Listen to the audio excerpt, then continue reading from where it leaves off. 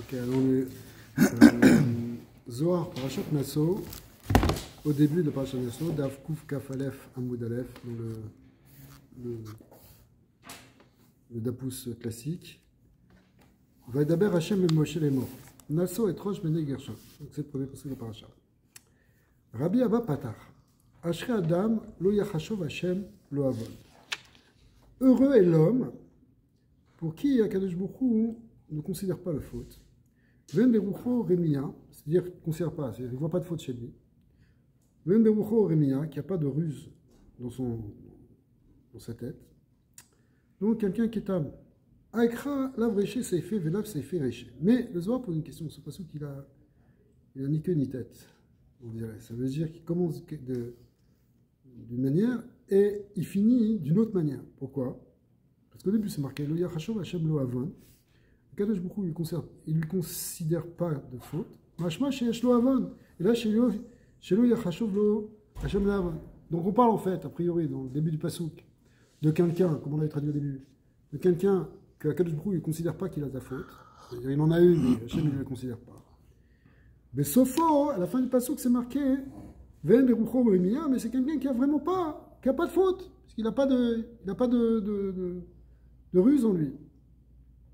Comment est-ce qu'on peut comprendre ce passage? Vous avez compris ce passage? D'un côté, on a l'impression que ça parle de quelqu'un qui a beaucoup ne regarde pas sa faute, au Chaba. D'un autre côté, ça parle de quelqu'un qui a vraiment pas de faute. Alors, comment ça a déjà été expliqué dans Parashat Vayera, mais on va expliquer de la manière suivante. Tachazé. Besha'ata ditzluta de mincha. Lorsque ça vient l'heure de prier mincha. Dina Sharia Be'alma, le din, il est là dans le monde. Yitzhak Tiken Sluta de Mincha, c'est pour ça qu'Yitzhak il a rangé la tfila, Temetaken, la tfila de Mincha. Pourquoi? Parce que c'est le nom du din. Yitzhak c'est le nom du din. Gvura il a Shalta Be'alma. C'est la Gvura Elion, la Gvura de Zah qui domine maintenant dans le monde. Adeate Ve'elela, et ça jusqu'au moment du soir, lorsque la nuit vient. Donc c'est bien la nuit. C'est un autre din qui va prendre la place. C'est plus la Gvura Ila, la Gvura de Zah, mais c'est la Gvura de Malchut. Ce qu'on appellera la Gvura Tata. Begin et Kabla les Laila. Pourquoi? Pour être Mekabel et Dinim, Anikrim Laila. C'est-à-dire qu'il y a beaucoup de dinim le soir, la nuit. C'est la Malchut qui maintient ces dinim. Qui les maintient et en même temps qui les contrôle. Ou Mizmina. Ou mizimna des charitz luta des mincha, mais dès qu'on commence à faire mieux, ça vient l'heure en tout cas, dès qu'on commence l'heure de faire mincha, chez méthode gvura desa, it parash smola les kabla. Alors la gauche, elle s'épanche vers la malchut, vetaer laila, et ça éveille la nuit, ça veut dire le dinim de la malchut. On va essayer d'expliquer ce que ça veut dire. Vatar de itaer kol inun litouré pitrin deleva. Après que ce soit éveillé, donc ces dinim de la Malchut, c'est-à-dire tout qui ont fait que tous les tourés pitrines, c'est-à-dire les gardiens des portes extérieures, ceux qui gardent en réalité les portes des palais. Kuleu mitatrin be'alma v'itpashtu, kula mitorelum be'olam v'itpashtim l'ishrot al bene adam, kol bene alman matin ta'ama demota. Alors à ce moment-là, en réalité, puisqu'il y a ces portes-là qui viennent des chalotes qui ne sont pas forcément pures, eh bien, comme c'est ouvert, parce qu'il y a les dinim qui viennent dans le monde, alors il y a le corps de la mort dans le monde. C'est pour ça que la nuit, c'est un corps ténébreux. Ouais. Et Vea Itma, on a déjà enseigné que quoi? Mais pas le coup de Laila Mamash, qu'à minuit, réellement. Itaer Smola Kemidel Kadmin. Alors la small, le côté gauche, c'est la Gvura, il s'éveille à nouveau, et comme c'était donc au moment de Mincha, et à ce moment-là, Veyarda Kadisha, et la Varda, ou Varda Kadisha, la rose sainte, c'est-à-dire la sainte rose, c'est qui? C'est la Malchut, la Nikret Shoshana, qu'on appelle Shoshana, c'est marqué qu'Ashoshana ben Achochim, ça représente la Malchut qui est au milieu des épines, qui sont les forces négatives du monde, et qui représente aussi, quand la rose est en parmi les épines, ça veut dire que ça représente la Shrina qui est en galoute. Pourquoi elle est en galoute? Parce qu'elle descend dans les mondes inférieurs. La Malchut de Hatzilut, elle descend dans le Olamot de Bria et dans l'exil. Alors, au moment de minuit, Salka Richi et Ve'i Meshaberet Ve'arimat Kala. Alors, cette rose, elle commence à ce moment-là à faire sentir des parfums. Ça représente ce qu'on appelle les Maïm Noblin, c'est-à-dire qu'il y a un élan qui vient du bas qui commence à s'élever. Ve'i Meshaberet Ve'arimat Kala, et elle commence à faire des jvarim et à élever la voix. Venotnet Zmirot Ve'odaot la Kadosh Baruch Hu, et elle commence à donner des louanges à la Kadosh Baruch Hu pendant toute la nuit. Besod Elokim Ademelar. Au Keden, et à ce moment-là, alors grâce à ce shvar que la Shrina, elle commence à avoir, en réalité c'est Tzadikim qui commence à faire, parce qu'il se réveille à Chatzot, qui commence à prier, à étudier, eh bien, Salka, elle va monter, Vesharia Reisha Leela Besmola, elle va sortir la tête, c'est-à-dire la tête, si on parle du Keter de la Malchut, elle va monter, bon, si on rentre un peu dans le niveau, elle va commencer à remonter de niveau, au-dessus du Chazé, elle va arriver jusqu'au Roche. Au Smola Mekabel là, et le Smol de Zam Mekabel Ota Besot Tfilin Sheliad. Alors, les Tfilin Sheliad, ils représentent l'Inyan de la Shrina, de la Malchut. Mais avant, hein, les Tfilin Sheliad, on peut les mettre que le matin. On les met le matin, hein, parce que justement, la Shrina, elle est remontée. Pourquoi il y a tellement une idée d'étudier la Torah la nuit, surtout après Chatzot? Bien, ils se lèvent à Chatzot pour glorifier la Shrina, pour étudier la Torah. Parce qu'à ce moment-là, on l'a fait sortir de la galoute, on fait remonter la Shrina de la galoute. Alors, ici, c'est ça le remez de Nasso et Rosh Bene Gershon. Nasso et Rosh, il faut faire remonter le Rosh au moment de Chatzot. Comme c'est marqué, la tête teref le beita. Ou dugmat à galout, le mer à katouv nasso et roche. Il faut élever la tête. Le rouge, chez Alou et Tzadikim et Taketer de Rachel à Nikret Roche. Le roche de la Malchut, qu'on appelle Rachel aussi, il faut la faire remonter, à sortir du galout. Si vous voulez, pour comprendre, parce que ça a l'air très abstrait, que ça veut dire Shrima, en galout, communiste, mais on va le donner dans quelque chose que nous on comprend. Le clan d'Israël, il vit avec la Shrina normalement. Quand il y a le Beth Amikdash, la Shrina elle se révèle. Il y a un kilou Shrina dedans, il y a Sarah d'ici, le premier Beth Amikdash, on a une Reya, une vision de la Shrina qui s'épanche dans le monde. Quand on part en Galoute, qui représente Laïla, Shrina Laïla, on tombe dans les gouras, dans les dynimes, dans les difficultés, dans l'exil, dans l'oppression, l'égoïsme, etc. Et c'est pas simplement nous qui sommes en galoute, c'est la Shrina qui est en galoute. Où est-ce qu'elle est la Shrina? Où est-ce qu'on parle d'Hachem? Où est-ce qu'on voit les miracles d'Hachem? Où c'est? Maintenant, les Bnei Israël, dans le galoute, ils essayent d'éveiller, de faire remonter la Shrina. J'ai marqué dans le Birkat de Retse, dans la Mida, Machzir Shrinato et Tzir. Qu'un Hachem, il ramène la Shrina à Tzir. Parce qu'elle est partie en exil. L'exil, c'est le Laïla. Donc maintenant, comment on fait ça? C'est à un niveau de la voda personnelle, c'est en s'éveillant, en particulier s'éveillant la nuit, pour réveiller, pour attirer, en fait, c'est un moment propice pour faire remonter la gloire divine. C'est ça, Nasso et Rosh, il faut faire remonter la tête qui est loue de Hachem. Mais c'est quand même la gauche, ça veut dire c'est quoi? Ouais, c'est la Gvoura, parce que il y a deux niveaux de Gvoura ici qui ont été mentionnés. La Gvoura, c'est les Mahala, qui vient de Za, qui est une Gvoura de Emet, une Gvoura de Gdusha, et la Gvoura de la Malchut, qui est la Gvoura qu'on a quand on subit des difficultés.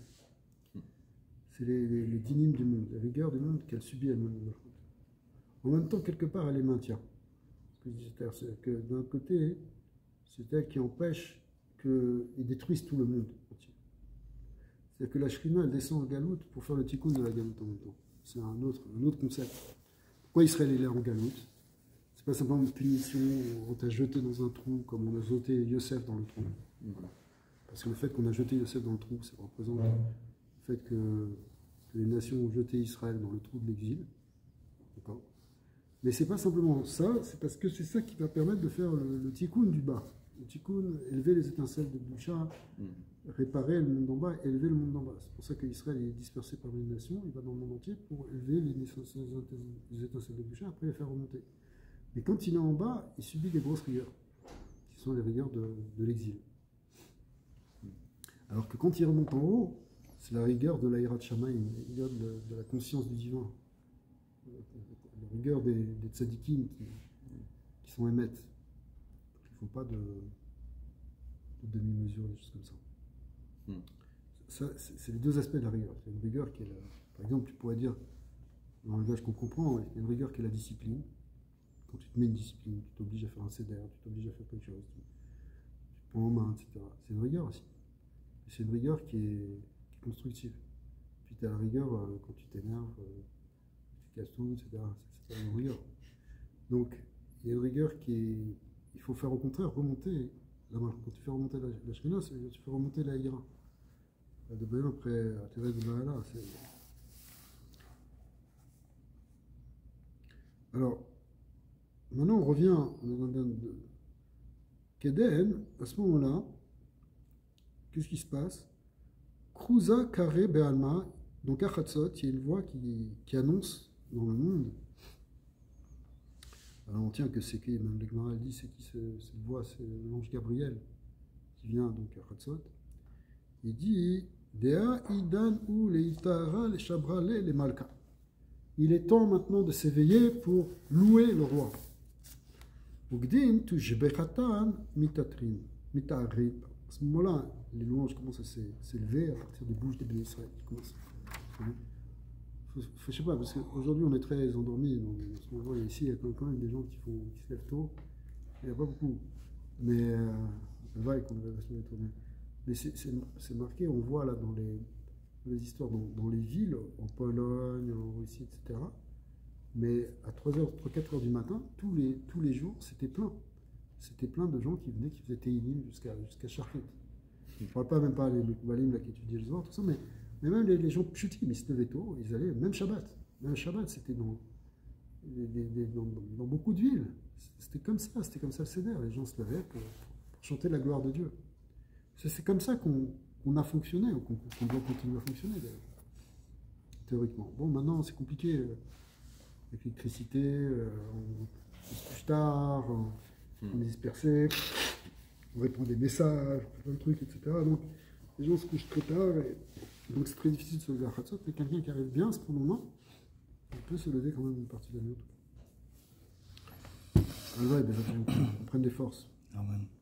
Keden Tushbachan Mitatrim, donc à ce moment-là, après qu'il y a ce cruise qui est sorti, cette voix céleste qui a été portée par l'ange Gabriel, eh bien tout le monde s'éveille et les louanges commencent à être éveillées. Vidbasmuta Dekula Ishtakar, et ça amène, ces louanges, elles amènent un adoucissement de toutes les rigueurs. Parce que le but, c'est pas rester non plus dans la rigueur. C'est que ça devienne doux, que ça devienne calme, que ça devienne agréable. Même quand tu te mets une discipline, c'est pas pour devenir un fasciste avec toi-même. Il faut qu'après, tu sois dans ton équilibre. Tu comprends? Les kulo ishtakar, zaka okulke, man de tata, les ivuga, les avga zivugada.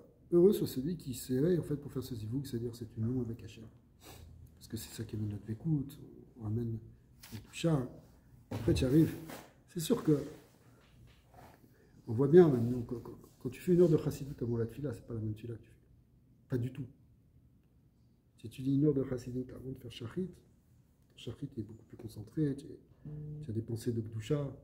Alors que tu arrives, tu es moitié réveillé, tu n'as pas fini ton café, tes trucs, tu mets tes tefilines, et en plus tu te dis dans une demi-heure, il faut que je sorte.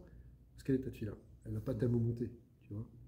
Donc c'est pour ça que théoriquement, si on veut prendre les choses comme il faut faire cette préparation, il faut faire cette union finalement. Après, ça amène une union qu'on trouve pendant la tfila. Mais ça commence déjà à Chatzot, c'est déjà une route. Kadatet Safra, donc puisqu'on a commencé à Chatzot, après vient le matin. Alors maintenant, quand ça vient le matin c'est le jour. Le jour, c'est le côté du chesed, c'est-à-dire la droite. Alors à ce moment, le zivug il devient complet. C'est pas simplement le zivug avec la gauche, mais c'est aussi avec la droite. quelqu'un qui en a laissé des deux bras. Tachazé. Beshata debne nasha demichil. Lorsque les hommes dorment. Vetamin tama demota. Et qui goûtent le goût de la mort. Chaz v'shalom. Venishmata salkale la. Et que sa neshama elle monte en haut. Kaima beatar de kayama. Elle se tient dans l'endroit où elle se tient. C'est-à-dire elle se tient là où elle a le mérite de pouvoir se tenir en fonction de ce qu'elle a fait dans la journée. Veit bechinat aluvda de avda kol yoma, elle est là, elle est testée sur ce qu'elle a fait pendant la journée.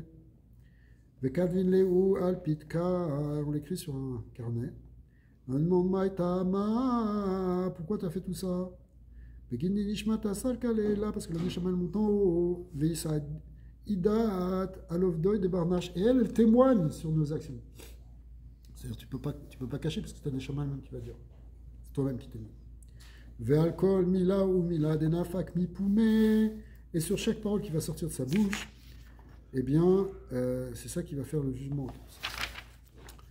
Vekada imila de apik barnacha mi poumé iou que de kayaout, mais si tout le dibour qui est sorti de la bouche de l'homme, il est correct, c'est-à-dire mila kadisha de oraita smota, c'est-à-dire que dans la journée il avait sorti, on parle en fait des paroles qu'on a dit dans la journée.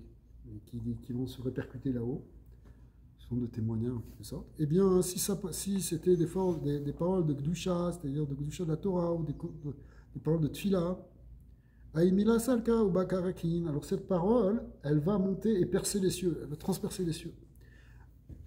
Vekaima Be'atar de Kayama, elle va se tenir à l'endroit où elle peut se tenir, c'est-à-dire dans un très haut niveau qui correspond à ton niveau à toi. Ade Leila, pardon.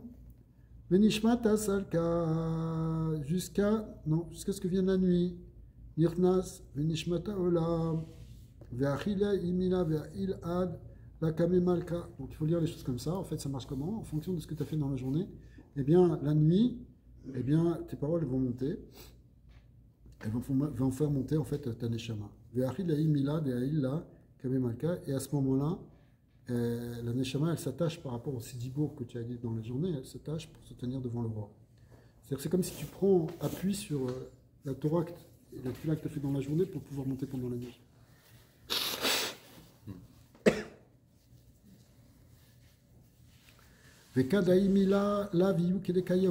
Mais si ces paroles ne sont pas tout à fait correctes, c'est-à-dire qu'au lieu de dire des paroles de Torah, des paroles de tefila, tu as commencé à faire du nivoulpé, faire de la shonara, dire des dvarim betelim, alors, ça ne va pas aider pour faire monter la neshama.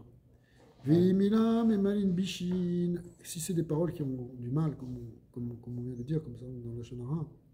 Aimila salka le atar de salka. Alors, cette parole, elle va monter, oui, mais elle va monter dans un endroit. Urdin itrashema imila ve'uchova ale de barnash. À ce moment-là, ça va marquer ce dibour et cette faute sur la neshama de l'homme. Et lorsqu'elle va redescendre le matin, eh bien, ça va être même visible. Pour ceux qui savent reconnaître ta chokma, ta partsouf, ils vont voir sur ton visage qu'est-ce qui s'est passé. Ado directive comme c'est marqué, Meshochev et Rekecha. C'est quoi Meshochev et Rekecha? Ça veut dire, c'est un passouk de Micha qui dit la neshama, elle s'est tenue sur ses actes. Shamor pitré picha. La suite du passouk, c'est garde les portes de ta bouche. Parce que, en fait, c'est-à-dire dans ce passouk de Micha, il y a le Zohar qui prend une asparta pour expliquer tout ce qu'il a dit. C'est-à-dire que, en fonction de. On te dit garde ta bouche parce que c'est ça qui va au contraire qui va être dans ta neshama quand elle va témoigner sur toi. Donc maintenant on comprend le passouk qui était plus haut et qui disait, le passouk de Tehillim qui disait heureux l'homme qu'Akadosh Baruch Hu ne lui considère pas la faute. Ça veut dire quoi? Ematai, de quoi on parle?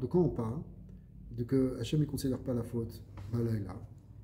Et que c'est ça, et que la neshama elle n'est pas en train d'être méïde qu'il a fait une faute. C'est-à-dire que quand est-ce qu'on dit qu'il ne considère pas la faute, c'est qu'en fait, la neshama, elle ne témoigne pas qu'il a fait une faute. Keshen berucho remiya, c'est quand quelqu'un, il a en fait pas de ruse, et donc il n'a pas fauté.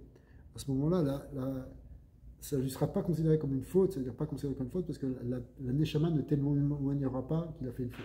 Donc il n'y avait pas de contradiction dans le passouk. Simplement, ça représente deux choses. Il y a un remez que c'est la Neshama qui vient être méïd sur les actes qu'il a fait. Donc Akadosh Baruch Hu, il ne va pas lui considérer une faute. Ça veut dire la Neshama va être méïd qu'il n'a pas fait de faute. Pourquoi? Parce qu'effectivement, il n'a pas fait de faute. Alors qu'a priori, évidemment, si tu n'as pas fait de faute, c'est sûr qu'on ne va pas considérer que tu as fait une faute. Mais en fait, il y a tout ce travail de conséquences de ce que tu as fait qui produit ce qui se passe pendant la nuit. Donc en fonction de la manière dont tu t'es comporté dans la journée, de ce que tu as dit, en particulier des paroles qui sont sorties de ta bouche dans la journée, c'est ça qui fait. C'est pour ça que normalement quand on se couche, on fait Kriyat Shema avec des psukim, des tfilotes, et on doit s'endormir avec ça, on ne doit pas parler après. Pourquoi? Parce que c'est avec ces paroles-là qu'on va monter. Mais Yatrav qui nous crie, on va donner notre âme à Dieu, au gage, et bien on donne avec ces paroles. Ok, ça c'est une petite introduction comme il y a toujours au début de chaque parashiot dans le Zohar.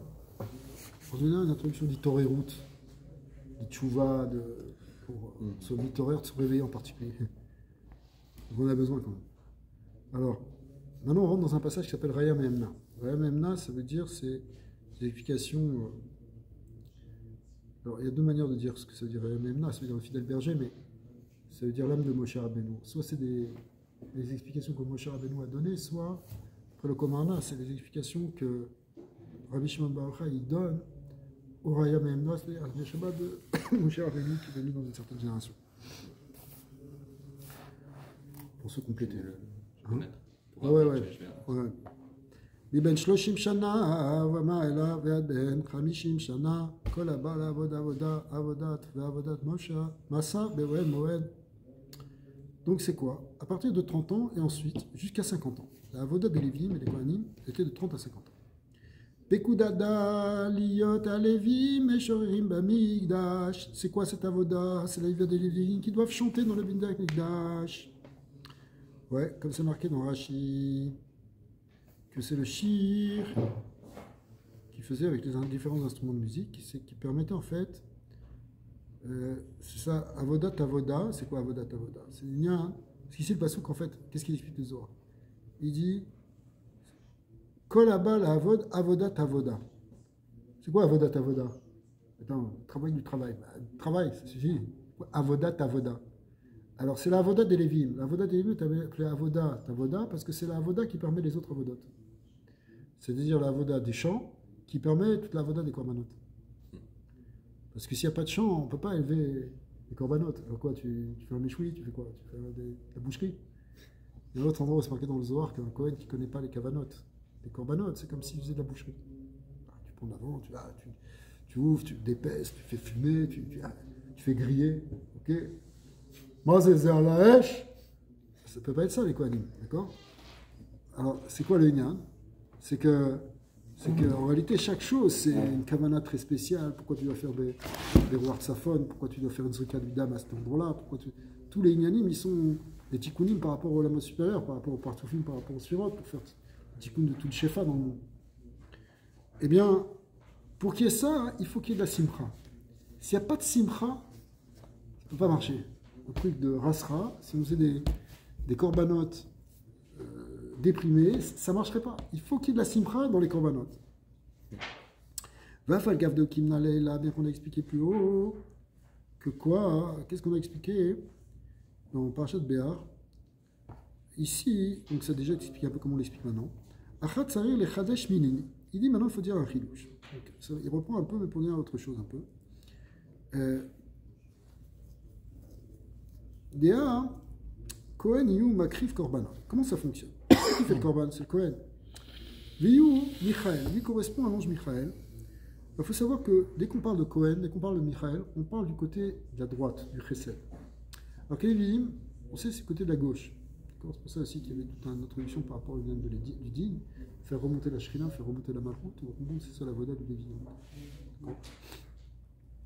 Lévi, Gabriel. Donc le Lévi, lui, correspond à Gabriel. On sait le Kohen Gadol chez le Mahala, c'est Michael. Et bien le Lévi, c'est qui? C'est Gabriel. Iyud Savir les Ganana, les Nagana.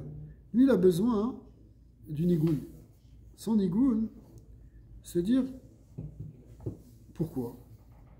Et il explique ici le Matot Mitzvah, il dit parce que dans chaque tikkun, tzrichim shne mine shefa. Il faut qu'il y ait deux sortes de shefa. Echad ou animshar mi bechinat chesed, vu anoten koar sheyalu anetzutzot, aval alaz ou yalide agvura. En fait, quand il y a un shefa de chesed, c'est ce qui donne la force d'élever les étincelles de Kedusha. Et c'est ce qu'on fait avec les korbanot. Les korbanot, on vient prendre des choses qui sont là-bas à miout, dans la matérialité, dans le côté animal, etc. Pas simplement animal, mais aussi végétal, puisqu'il y avait des offrandes végétales, et minérales, puisqu'on était du sel. Donc on va réélever toutes les étincelles de Kedusha qui sont dans la matière, dans le mode de Bria et Tzirasia. Mais pour ça, il faut d'abord qu'il y ait une aéra de chesed. Il faut qu'il y ait une montée divine qui descend. Ça, c'est la voda du Kohen. Kohen, lui, il amène ça. Mais qui c'est qui fait après monter? C'est la gvura. La gvura, c'est un principe qui vient mimata les mala. Le chesed, c'est mimala les mata. Toujours. A Kohen, shu malach Michael, shorsho min chesed, ou makriv et korban. Donc lui, il est makriv le korban. Shu achana le halot et anetzutzot. Parce que c'est quoi être makriv le korban? C'est ce qui va permettre ensuite d'élever les étincelles. Donc c'est pas exactement comme on vient de dire à l'instant, on a l'impression que c'est le korban, c'est lui-même les étincelles. Non. Le korban, c'est ce qui va libérer les étincelles. Et après, il va falloir les faire monter. Donc, comment tu fais le korban? C'est le lien de Michael, l'ange Michael, qui est le lien du Chesed. Mais après ça, il fait Lévi, Gabriel, Shorcho Minagvura, lui, il vient avec Gvura. On te les Nagen, la Lot et la Netzutzot. Qu'est-ce qui fait monter les Netzutzot? C'est les chants, c'est la musique. Voilà, on a des musiciens. Si on n'a pas de musique ici au Tazo, on ne va pas pouvoir faire élever toutes les Netzutzot. Il y a beaucoup de korbanot qui se passent, mais il n'y a pas tellement d'élévation. Les Raza des Mila. Le secret de la chose où Mashekatou, Yoman Itzavé Hashem Chazdo, que dans la journée, Dieu ordonnera son chesed. Dar chesed, Kohana Rabba. C'est qui? C'est le grand Kohen, c'est Kohen Gadol. Alors, quand on parle de chesed ici, on parle du chesed de Zad de Hatzilut, qui est l'union justement, qui est le Kohen Gadol. Le Kohen Gadol, c'est Zah dans les surotes. Et maintenant, toute sa force est mise du côté du chesed. Les Michael et Kohen, idiotes, les Gabé Maré, par rapport à son maître, c'est-à-dire par rapport à Zah, par rapport au surote de Hatzilut qui s'appelle Zirampi, Michael, c'est comme un élève. Il est comme un idiote, comme quelqu'un, un simple Kohen, il n'est pas Kohen Gadol. Bien qu'on dise que Michael est Kohen Gadol, mais Kohen Gadol dans son monde, mais pas par rapport à Dieu. Il n'est pas le Kohen Gadol lui-même, c'est Dieu, c'est ça. D'accord? Vim Kolda, des idiotes you et sel maré, mais l'air des chayot à Kodesh. Bien qu'il soit donc comme un idiote par rapport à son maître, mais il est quand même pour autant le roi des chayot à Kodesh. C'est-à-dire, c'est lui qui règne sur tous les anges du Olam HaYetzirah. C'est pour ça que c'est marqué la Gemara dans Brachot, elle dit au birkat idiot altie kala beinecha. Bon, parce que nous on comprend comme n'importe qui vit une bracha, ne soit pas mévasé auto, pensez au sérieux. Même un juif simple qui fait une bracha. Mais le remède ici, c'est que l'ange Michael, qui est appelé idiot, par rapport à Kadosh Baruch Hu, ne sont pas mévasé sa bracha, parce qu'il est lui-même déjà, il règne dans la Yetzirah. Quand on dit il règne, c'est Dieu qui règne à travers lui. Attention, on ne parle pas qu'il y a un chitouf, que Kadosh Baruch Hu, il fonctionne avec des anges qui fonctionnent à côté de lui. Tous les malachim, ça c'est un principe qu'il faut mettre entre parenthèses, on dirait un peu dans et d'ailleurs dans d'autres shurim, c'est que tous les malachim ne sont que le relais de la volonté d'Akadosh Baruch Hu. Ils sont complètement effacés, donc c'est Dieu qui agit à travers eux. Mais maintenant, on va voir l'ange Michael comme qui loue le roi dans la Yetzirah. Ouais. Parce qu'en fait, c'est à travers l'ange Michael, l'ange Matat, Michael c'est une partie de Matat, ici on ne rentre pas dans ça, et qui règne dans la Yetzirah. Il y a des anges dans Bria et Yetzirah. Ouais, et même dans Asiya. Hein? Ouais, mais ils ne sont pas du même niveau. Mais en général, quand on parle du monde des malachim, c'est Yetzirah. Bien qu'il y ait des malachim plus élevés dans Bria, il y en a des plus bas dans Asiya. Alors les 4 malachim, comme ils sont de Bria, ouais, c'est la Merkava de Yetzirah. En réalité, il y a la même aussi dans Bria, il y a même dans les mondes supérieurs aussi. Mais le Icar, c'est là-bas. Et le premier, celui qui est l'ange qui est au-dessus de tous les autres anges, c'est Michael, c'est le premier. Parce qu'il correspond au Chesed. Sur le Chesed, c'est au-dessus. Après, il y a Chesed, Gvura, Tiferet, Malchut. C'est ça les 4 pinotes à Merkava. Il y a Chesed, c'est Michael. Gvura, c'est Gabriel. Tiferet, c'est Raphaël. Et Malchut, c'est Uriel. Mais Merkava, ça veut dire que c'est pas vertical dans ce cas. C'est-à-dire que quand on pense à une Merkava, c'est comme au même niveau. Non? Oui, mais il y a un niveau, il y a un point qui est dominant. Il y a un principe qui domine les autres principes, si tu veux. C'est-à-dire que, en fait, tu peux voir les pinotes de Merkava comme des midotes, comme des forces. On a besoin du chesed, on a besoin de la gvura. Mais c'est quoi le principe premier? C'est quoi le principe qui domine tout? Normalement, c'est le chesed. Par exemple, dans Sukkot, quand on invite les Ushpizin, le premier soir, c'est Avraham Avinu, qui correspond à Sfirat Chesed. Mais en réalité, c'est expliqué dans le Zohar, peut-être on le fera un de ces quatre, que même tous les autres soirs, où après il y a Yitzhak, il y a Yaakov, ou toutes les autres midot, après Chesed, il y a Gvura, Tiferet, Netzar, en fait c'est ça, on parle. Ok? Eh bien, en réalité, c'est tous des aspects d'Avraham Avinu, en quelque sorte. C'est-à-dire que le premier jour de Sukkot, il est après le Yom Rishon, hein, mais en fait c'est Yoma Dekuleu Yamin, c'est le jour qui inclut tous les autres jours, c'est la Mida qui inclut toutes les Midot. Même quand Yitzhak Avinu il a dévoilé la Gvura, en fait c'est la Gvura pour dévoiler le Chesed. Par exemple, toi tu es bon, tu es généreux, c'est ta nature. Mais si tu es vraiment généreux, il faut que tu fasses preuve aussi d'une certaine Gvura, parce que sinon tu vas bousiller ton enfant. Tu lui donnes tout, tu lui donnes tout, tu lui donnes tout. Le gosse, il ne va jamais se construire, il ne pourra jamais supporter le stress quand il sera grand, il va être complètement déséquilibré. Donc, si tu l'aimes vraiment, par chesed, sois aussi un peu gvura. Le projet d'Avraham Avinu, pour qu'il soit complet, on a besoin qu'il y ait Yitzhak, qu'il y ait Yaakov. Mais à la fin, c'est le projet d'Avraham Avinu. Le but, c'est le chesed d'Hachem. Vous avez compris? Bon, ça ici, c'est la même chose ici quand on distingue non pas en 7 midot, comme on vient de le faire dans la Souka, mais en 4 midot comme c'est dans Merkava, le point supérieur, au fond, c'est Mirel, c'est le chesed. Parce que c'est la valeur suprême. Bien qu'on va vous dire aussi, dans certains endroits, que la Gvura sur Shorash, il est plus élevé que le chesed, mais malgré tout, dans le monde, c'est le chesed. C'est ça, le Ikar de la Naga. Pourquoi Yitzhak Avinu n'est pas venu en premier, et qu'après, il y a eu Avraham Avinu? Ça ne peut pas aller dans ce sens-là. Quand tu mets la rigueur, alors pour qu'il y ait la rigueur, il faut qu'il y ait le chesed. Non, c'est pas bon. Bon, c'est vrai que quelqu'un qui est très rigoureux, il faut qu'il atténue, qu'il soit un peu chesed. Mais ça ne fonctionne pas comme ça. Le but, c'est le chesed. Le but, c'est le chesed. Avec ta famille, c'est quoi? Le but, c'est de faire des soldats et tu les frappes dessus. C'est ça, quoi? C'est quoi? Le but, c'est la vie. Le chesed, c'est la vie. C'est le yom. On a vu, là, c'est les dinim. C'est gvurot, c'est pas évident. Il peut même y avoir une artisan de la clipa, on voit, c'est très très dur. Tam, mavet, etc., ça peut descendre jusque-là. Donc le but, c'est le chesed. Mais le chesed, il a besoin aussi de la gvura. C'est pour ça ici, la voda, c'est le Kohen. Mais on a besoin de la voda du Lévi derrière. D'accord? On a besoin d'une gvura, mais c'est pas la gvura qui commence. C'est d'abord le korban. Et après, ce qui va élever le korban, ici, c'est la voda du Lévi. Et concrètement, c'est une voda qui vient par le nigun. Et c'est quoi le nigun? Le nigun, c'est ce qui transforme la rigueur en joie. C'est une très grande clé. Parce que, d'ailleurs, quand quelqu'un il a une peine, une amertume, s'il se met à chanter, ça peut atténuer son...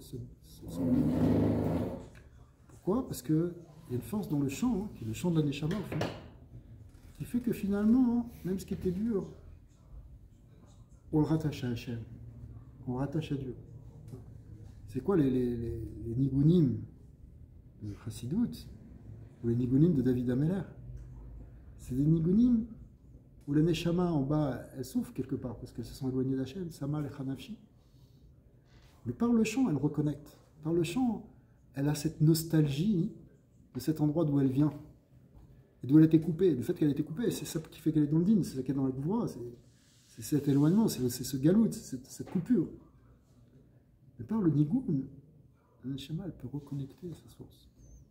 C'est ça l'idée de Aliyat Anetzutsot ici. Tu fais remonter les étincelles de ton âme par le nigoun. C'est pour ça que c'est vraiment fondamental. Il n'y avait pas d'avoda dans le Beth Amikdash. Les mines, ils ne chantaient pas. C'était fichu. Ça reste en bas. Tu n'as rien fait. Tu n'as pas rattaché le monde d'en bas en haut. Tu as amené un chesed, mais après, tu n'as pas connecté. Tu n'as pas fait la connexion. Alors, les Raza de Mila, Yomam Tzaveh Hashem Chazdo, D'Achesed Kana Rabba de Michael Imko en idiot et Gabé Maré, et une colda et d'idiot, You et Sel Juruli, et Sel Maré, Meller d'idiot, Meller de Chayot et Kodashiyu, ou Birkat idiot, Altiyu Kala Beinecha, Yayu Dema, et Sada Hashem Chasdo. Après le passage qui dit Ou Balaila Shiroini, et dans la nuit, son chant est avec moi, Dagvora, Shiro, Bechor, Shoro, Adarlo. Regardez le jeu de mots ici. Shiro, qui veut dire son chant ANT, eh bien, c'est dit avec Bechor, Shoro, le taureau. Or, le taureau, c'est quoi? C'est la Gvora. C'est le din. Le talé, c'est Chesed, mais le Shor, c'est Gvora. Comme on sait, par exemple, le deuxième mois de l'année, après Nissan. Nissan, c'est tout le signe du bélier, c'est le Chesed d'Hachem qui se révèle pendant Nissan, qui se révèle pendant Pessah. Après, c'est Iyar, dont le signe est le taureau. D'accord? Et le taureau, il représente la Gvura. Qu'est-ce qu'il fait le taureau? Il laboure la terre, il fait sortir les étincelles de Gdusha. D'accord? Et c'est la force du taureau. La force du taureau, c'est la Gvura de la Avoda. En particulier Yosef, qui avait une Gvura. Bien sûr, la Gvura qui est dans Yosef. Alors, Shiro, c'est Shoro. Adorlo, au Mipne Shor, mais à Smol, Gabriel Shlouché. Et maintenant, c'est la gauche, donc c'est le côté du Smol, c'est le côté de la Gvura. Et qui est l'émissaire de cela? Eh bien, c'est le Malach Gabriel qui doit faire ça. Et c'est qui le Malach Gabriel en bas? Eh bien, c'est les Lévitim. Vetsari, les Shorer, ou les Nagen, Bechedva. Et il faut chanter et jouer de la musique avec joie. Bechamra de Horaïta, avec le vin de la Torah. Pas le vin, ça suffit le vin. Dieu sait comme ça. Non, il faut le vin de la Torah, il y a une chef Torah, les soldats de la Torah, c'est ça. C'est le Nigoun, il a la pnimiout. C'est la pnimiout de Taneshama à travers le Nigoun. Ah, c'est pas la chansonnette là. Il y a une chef Toyo. C'est la bonne musique chassidique qu'il y avait dans le Beth Amikdash. Vous savez que c'était chassidique dans le Beth Amikdash. Vous savez? Les autres, ils étaient en train de leur man. Alors, n'importe quoi. Okay. Alors, ou les taska, les chal, korbana, kamé malka, bechedva. Donc, pour être sec dans ce qui s'est passé dans la journée, en fait, on voit les vignes chanter la nuit aussi. Ils chantaient pendant la nuit, justement, aussi après Chatzot. Ils faisaient des chants, ils faisaient des teilim, ils faisaient des mizmorim.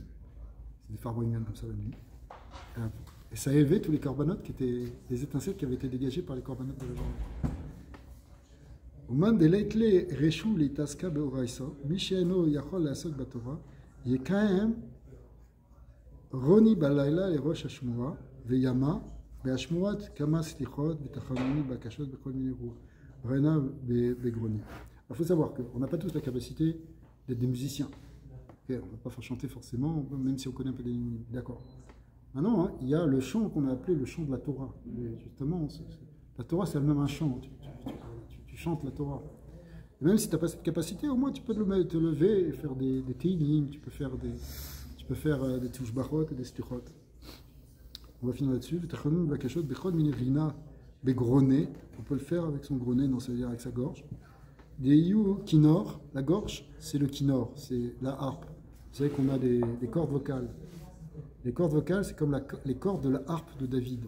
Donc quand tu te mets à chanter, ou avec ta guitare, tu fais aussi élever le kinor de David. Ok? La fakabe kala beshit kanfe reya im vrada. Et on va élever en fait le col qui vient des 6 parties du poumon et des veines, de la veine, de la horte, qui yesh bereya chameshonot. On sait que dans le poumon, il y a 5 parties, mais quand on parle, il y a une petite qu'on appelle aussi, ici la varda, la rose, qui est en fait une partie du poumon qui est en relation avec le cœur.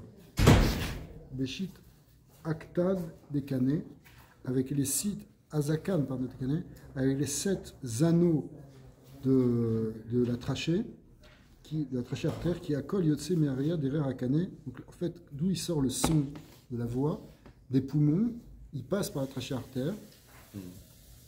Veda Vav, et ça correspond à la lettre Vav, donc maintenant, dedans, dans le lien, après c'est C'est un peu plus ésotérique. Bon, Adonai, Leolam, Amen et Amen.